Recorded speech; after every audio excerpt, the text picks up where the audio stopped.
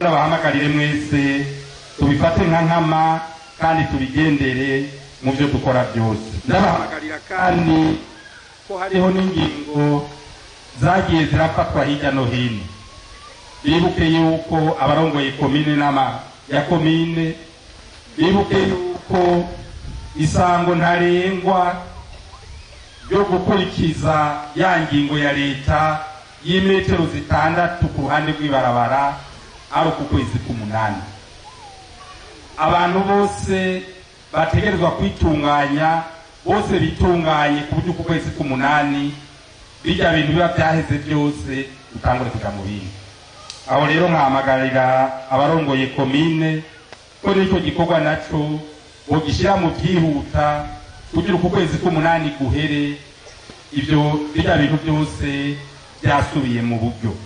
Ujya mugambi wa leta nawo nyene nuwo gusubiza leta mu byayo, uko ayo mabarabara makuru hajya ahantu hari haratanguye imizirukiro.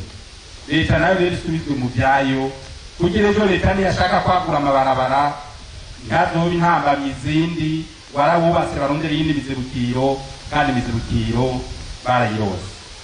Aha kandi nagira ngende nkebuye abantu bamwe bashaka gufata iki gikorwa bakagishyiramo politiki. Nta politiki irimwo. Abagenda bavuga ngo leta ngo irabomorera abantu. Leta ntirabomorera abantu. Leta irikizana ordre mu gihugu. Leta iriko ikuraho ibintu byose byatewe n'akajagari twashiriye mu intambara.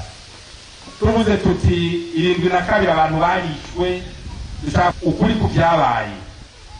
Dushaka ibyo byose bive mu nzira byose, tumenye ukuri ku byabaye 72, ibyo byose byatuzikiye bikatuboha muri bihe twaciyemo turi mu kajagari, byose bive mu nzira, tugende mu iterambere twese turi kumwe. Ejo atawuvuga ati genda asigaye inyuma, canke tujye yagiye ari mu bitari wiwe. Twese umwe wese amategeko yubahirizwe kuri leta kumwe n'igihugu ikakwatoye mu Burundi bwose. Ni muri iyo ntumbero rero ibyo bikorwa biriko birakogwamo.